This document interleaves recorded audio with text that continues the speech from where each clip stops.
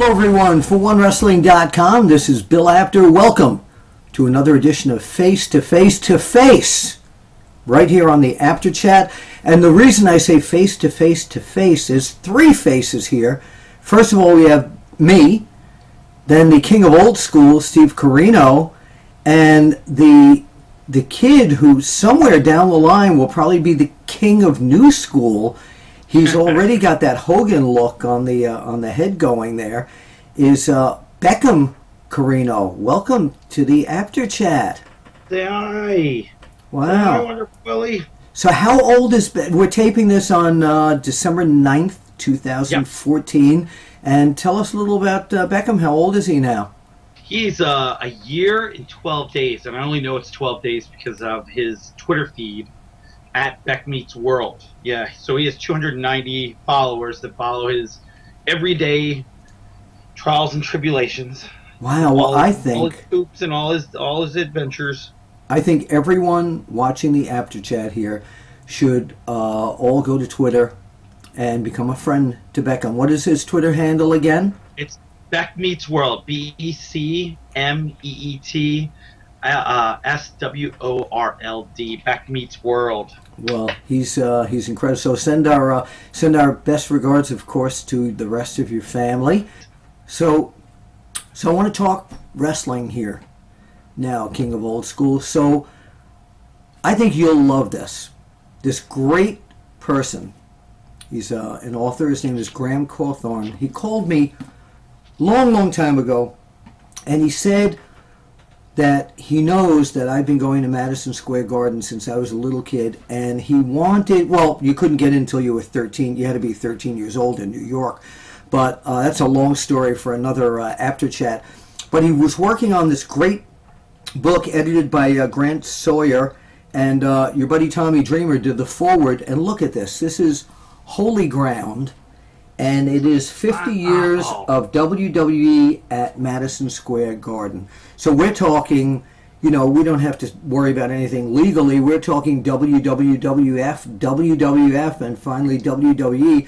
And this goes back to my childhood. I mean, all the way back to the Buddy Rogers and Mark Lewin and Don Curtis days, all the way through the current days. And it's just chock full of, like, programs and results. And it's an amazing book, and one I know you want to own, King of Old School. I was going to say, funny thing you mentioned Madison Square Garden. Do you know one of two wins that I have in the WWF? One of them was at Madison Square Garden. Against who? 1997. And who was that against? Our buddy, wise guy Jimmy Cicero. Yes, yeah, Matt Bowman. Yeah. Matt Bowman. And the best part of that night was that was the first night that Stone Cold had gave Mr. McMahon the stunner. That's right. That's right. Cool little piece of history there. Made history. And what was the first time you went to the Garden as a fan? Oh, I would say early '82.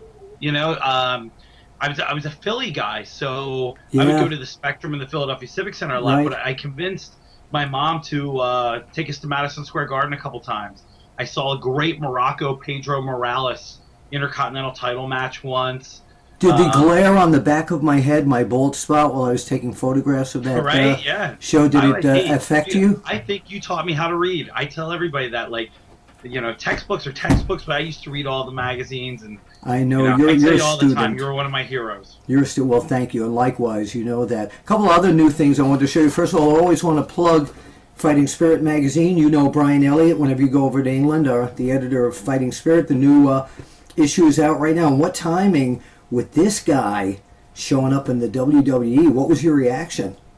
Oh, what a cool moment. Yeah, I didn't get to watch it until the day after. And that's the cool thing about the WWE Network. You just watch it whenever you want.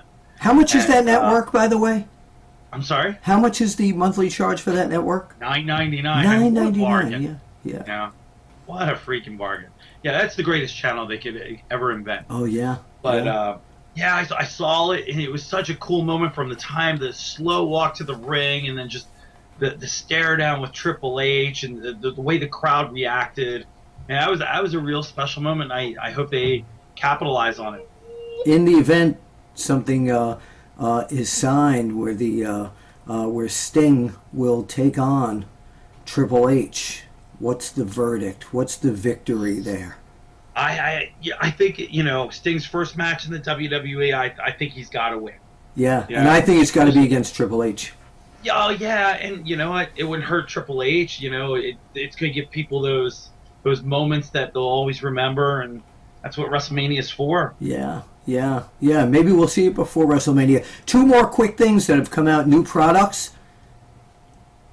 The True Giants WWE DVD spotlighting so many giants. I'm actually on this one. I did the segment on Haystacks Calhoun, but there are Gorilla Monsoon, Andre the Giant, One Man Gang, Yokozuna. You can get this on, and so many more. You can get this on Amazon. Great DVD. And finally, and I know you're going to pop for this because I know you're a huge fan. This just came out, the Macho Man set. Tell us about your fanhood liking Macho Man Randy Savage.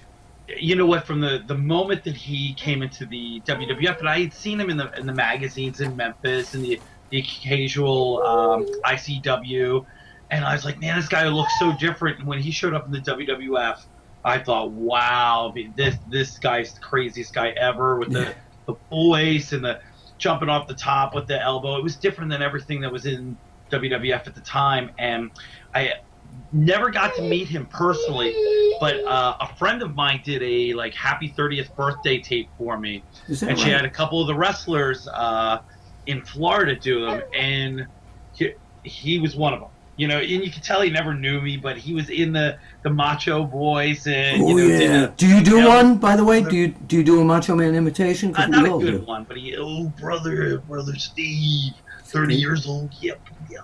That's good. I don't know what it feels like yet, but happy birthday, brother. And I went, Beckham like that. That's Randy Savage. So it Beckham was like that. Cool thing, man. So let's talk Ring of Honor. Oh well, thank you. You being one of the broadcasters at Ring of Honor, the first thing I want to talk about, of course, the final battle happened recently in New York City, and one of the highlights of that show was the Lifetime Achievement Award being given to the main man, Kerry Silkin. You want to talk about that? Yeah. Kerry Silkin's one of the greatest guys ever, He is. What Nigel McGuinness said in the middle of that ring just couldn't. It was 1/1000th of what anybody could have said, and Nigel was going around asking for, Kerry stories, and the Kerry stories that you get are stories that you can't really share with somebody else because he has to tell them because they're so funny and life experiences and just a real nice guy and a lifelong fan of wrestling. And I know he's created a room in his home with all old wrestling posters and memorabilia, hasn't he?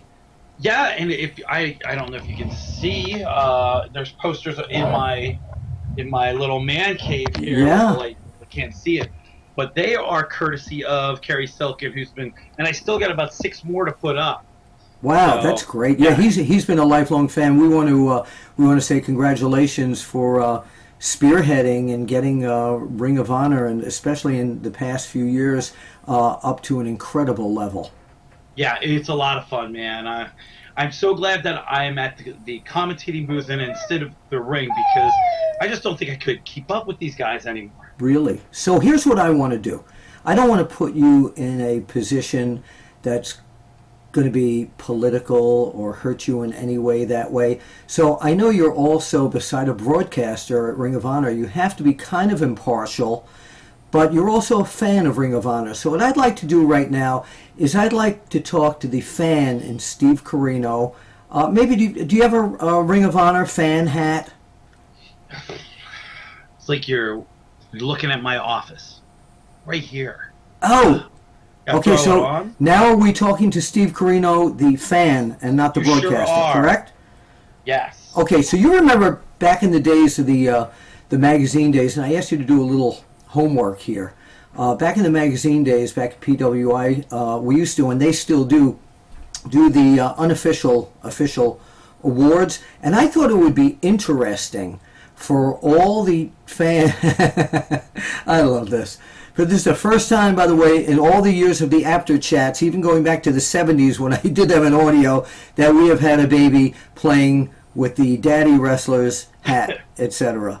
So I think he wants to wear it, actually. I know, right? You want to wear it? I think he wants to wear it. So let's see. Yeah, that's cool. I like it. I like it. I like it.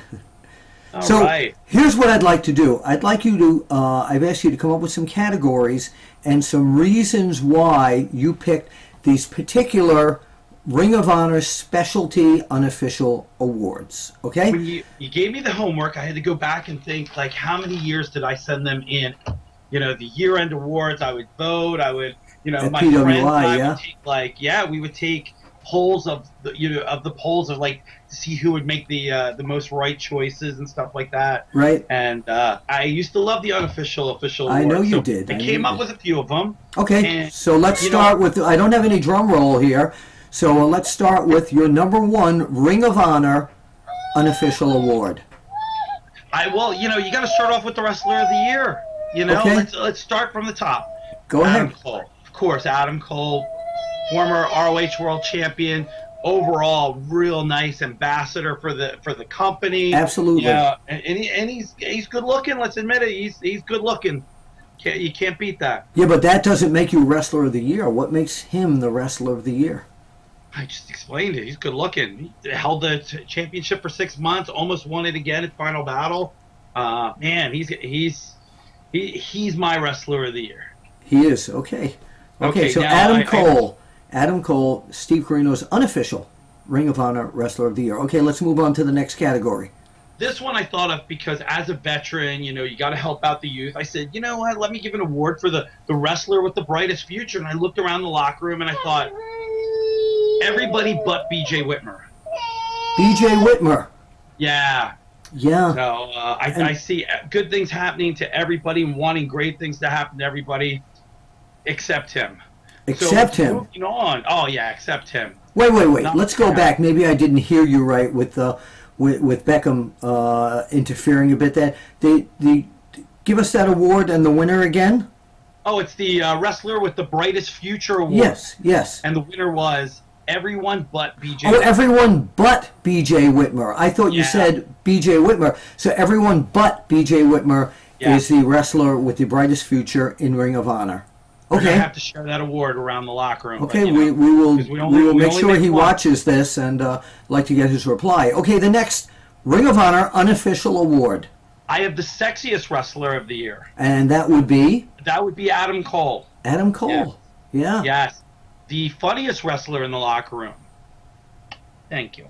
Bobby Fish. Now, what makes him so funny in the locker room? Can you tell us one thing that he's done? Like, any way he looks at you, any story, any tasteless punchline that he can throw in there before you get done the joke. This guy is a laugh a minute. And, I don't think he gets recognized enough for how funny he is. Okay. Next. Okay, my next one is the hottest wrestler of the year. And that would be? That one went to Adam Cole. Well, this whole thing, a lot of Adam Cole's. It sounds like you're the person. He's sweeping the Grammys. I got the Matt Sydal, wow, that guy is freaking just so nice award. And that went to Matt Sydal again. It did. Yes. Yeah, he just, you know, there's a lot of nice guys, but I don't think there's anybody nicer. So Adam Cole does not get that one. No, but coincidentally, the wrestler with the most beautiful eyes. Yes. Adam Cole. Adam Cole, wrestler with the most beautiful eyes. Okay. And I got two more right here. The Bobby Cruz Award for too much body hair. That went to Hanson. Wait, say that again now, because again, Beckham made a little whine there. Too much body hair. Okay. And that would be. That award went to Hanson. Okay. Yeah, have you ever seen Bobby Cruz? Like a gorilla that wears a shirt. Yeah, okay. And then finally, the Jack Victory Coolest Vet Award definitely goes to Mark Briscoe. And why would that be? That guy, you know, he's just got the most positive attitude, talks to everybody, does what they ask him to do, never needs to be in the spotlight. And, he's just like, you can tell he's just having a great time, just like Jack Victory used to. And it's a guy that every young wrestler could look up to and be proud of. Okay, so finally now, what we want to ask you, the future of Ring of Honor, what do you look for to happen in 2015? Well, they get getting a little bit bigger with some syndication coming up in 2015. You should Great. see, especially breaking into the Atlanta area. We need it here in the Philly burbs. I can't even see it. I want to get it where I am in North Carolina too. So yeah. Hopefully more TV stations. The production value is just keeping getting better and better. Chris Resnick and Mark Brown, Mark Davies, they do just a phenomenal job with production. I see me and Kevin Kelly clicking more up behind the booth. Yep. And the wrestling matches can be entertaining, but we also have to tell the story. And sure. It's hard to change the wrestling because I believe that it's the best wrestling on the planet right now. I always go in going, oh, what great matches, and I think it's a great time for wrestling with how all these promotions are stepping up, and it just makes Ring of Honor so much fun to watch and work for. Well, Steve Corino, one last question here, as my earphone is, who is, then it's not Adam Cole, maybe it might be, but who is the one to watch in 2015? Who's going to have that spectacular year? You know what? Adam Cole, of course, because he's just really coming into his own. But there's a couple guys. ACH is really making that leap into the main event. I think you'll see a breakout year in 2015. Cedric Alexander. The tag team divisions keep getting better, and keep your eyes on Hanson. That kid is he's real entertaining, big and strong, and the fans are starting to really get into him. So a lot of guys are going to step up and get to the main event in 2015. But I'm calling it. By the end of 2015, I see Jay Lethal holding the ROH World Championship. Yeah, Jay Lethal, who does the best imitation of this guy in the whole world. He does. Catch us up real quickly on your son, Colby Corino.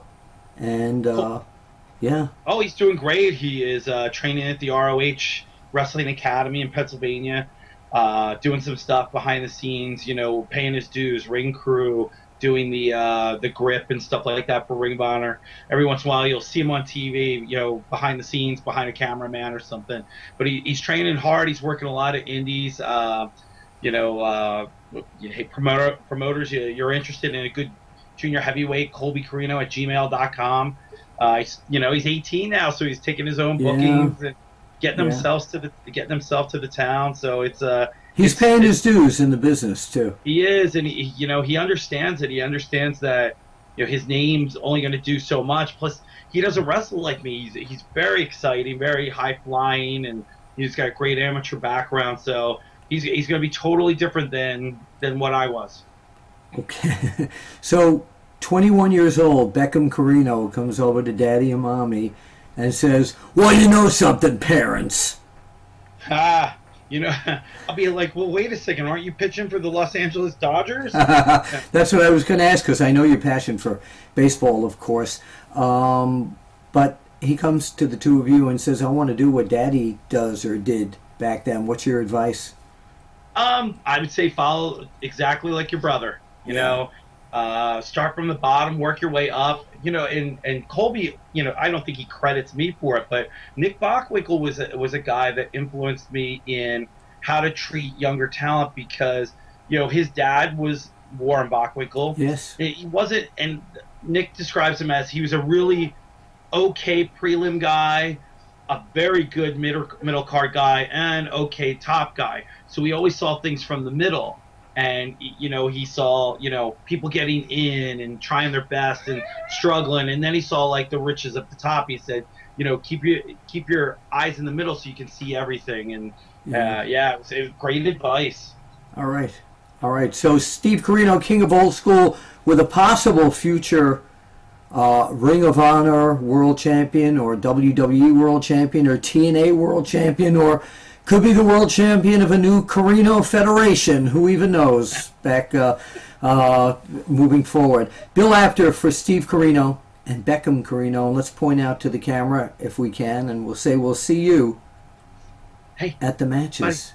Buddy. Yeah. Hey, we'll see you at the matches. Goo, goo, goo, goo, goo.